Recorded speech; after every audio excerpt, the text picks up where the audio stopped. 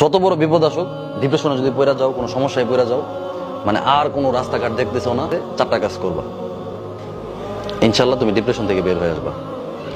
সর্বপ্রথম কাজ হইলো 2 রাকাত নামাজ পড়ে ফেলবা। নামাজ পড়ে তুমি আল্লাহ তাআলার কাছে পরামর্শ চাইবে, আল্লাহ আমি তো এই সমস্যায় পড়ে গেছি। ডিপ্রেশনে পড়ে গেলে প্রথম চেষ্টা করবা 2 রাকাত নামাজ পড়া। দ্বিতীয় যে কাজটা করবা, একা থাকবা। হ্যাঁ, ধরো তুমি একটা খারাপ পরিস্থিতি পড়ে গেছো, রুমে দরজা টরজা বন্ধ করে একদম হায় হায় আমার সাথে এটা কি হয়ে গেল, তখন তোমার মাথায় খারাপ চিন্তা আসবে, তখন মনে হবে যে আমি উল্টাপাল্টা কিছু করি, খালি ব্রেন হচ্ছে শয়তানের রাস্তা নয়। তাইলে যদি তুমি ডিপ্রেশনে পড়ে যাও, তাহলে একা থাকবা না, মানুষের মাঝখানে চলে আসবা।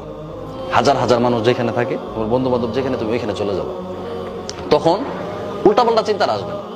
যারা বড়, যাকে তোমার কাছে ভালো লাগে, এমন একজন মানুষের কাছে গিয়ে এটা পরামর্শ করবো যে আমি তো একটা ভুল করে ফেলছি, বা আমি একটা বিপদে পড়ে গেছি, এখন কি করব। তো উনি পরামর্শ দিলে দেখবো তোমার চিন্তা আসবে, বা তোমার অনেক আসান হয়ে যাবে এই সমস্যা থেকে তুমি